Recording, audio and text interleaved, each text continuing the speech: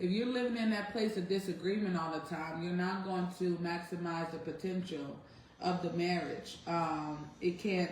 It's not in. I think it's not in the healthiest state that it can be in if there's constant disagreement. I think eventually, you know, you think about somebody that's not in agreement. It's like if we were holding hands, honey, you want to hold my hand? If we were holding hands, this could symbolize agreement, right?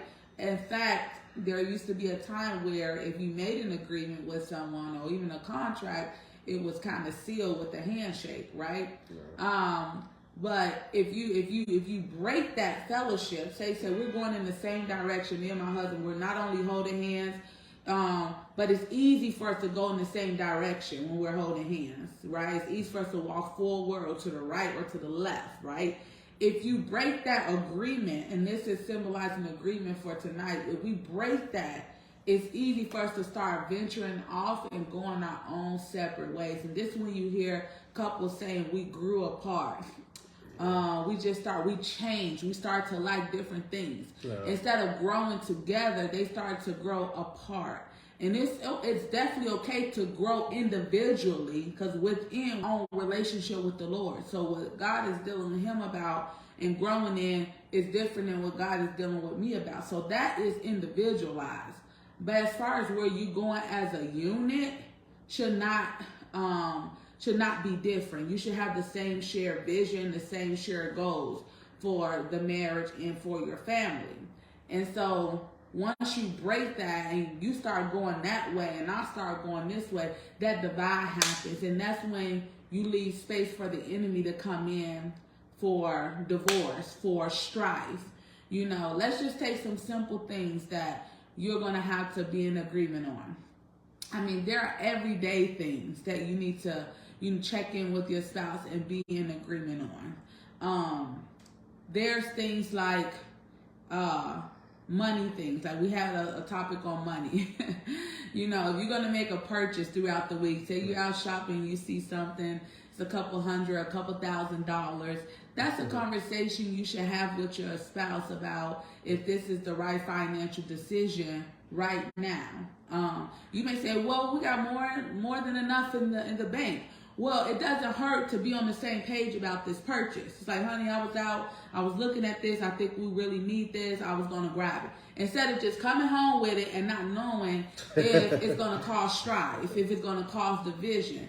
If you're sure that it may not be a problem with your spouse, it's a simple phone call to say, hey, I just want us to be on the same page with this purchase. I'm about to make this. So that's a simple everyday thing. Then there's things about if you have kids, you want to be on the same page about where they go to school.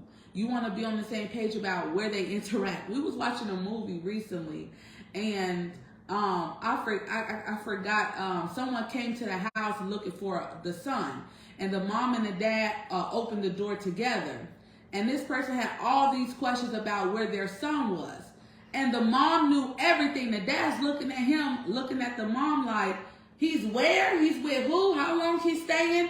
And she's like, yeah, I gave him permission. Yeah. And he's like in the dark about their child. And so it's things about the kids that you should be in agreement with. It's like, yeah, let me talk to your father first. Let me talk to your mom. Let me talk to mom first. Or at least I'll let mom know. I'll let dad know where you are. You know, it's about just being on the same page, both being in a loop about what's going on.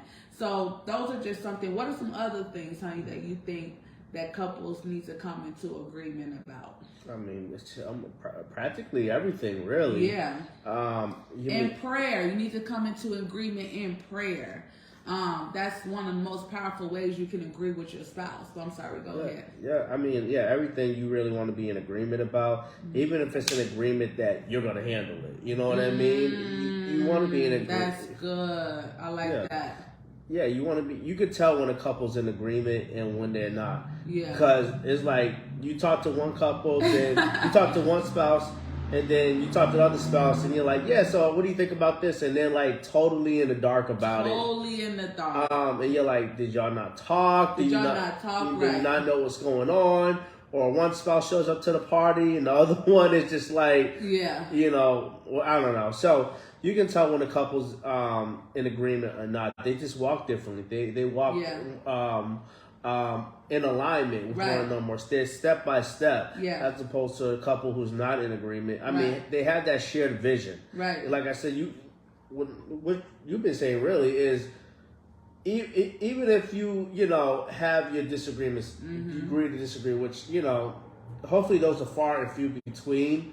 But you want to have shared vision. I think a shared vision helps put you in agreement with a lot of things in marriage. Right off the back, kids, it doesn't take too much negotiation to get on the same page with kids. It doesn't take too much negotiation to get on the same page about where you're going to live. It doesn't take too much negotiation about the budget or what you're going to eat, because you already have a shared vision. Right. So I think having that vision. having that shared vision, common understanding is going to put you in alignment with your spouse a lot more than none. And if you that's really good, honey. If you have that shared vision and say, I'm proposing something to you that you may not necessarily see the perspective of it right away, I can show you how this points to our vision. Yeah, if it aligns with our vision. Shared vision. Yeah. Someone said, wow, my husband was just talking about this agreement. Yes, agreement is so important.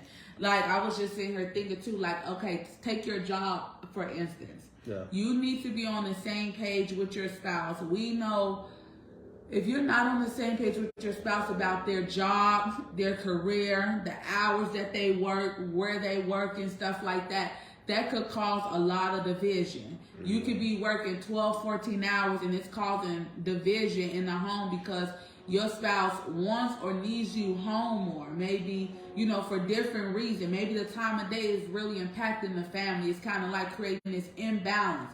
And you're like, man, this, I'm going to do what I want to do. If I want to work here, I'm going to work here. Well, no, that's not the right attitude to have. If you are single, then you are free. You are free to just answer to God. But if you have a spouse that has expressed concerns about something, you need to find out a way that y'all can agree. Maybe it's not exactly, hey, how you doing, Shaquita? So good to see you.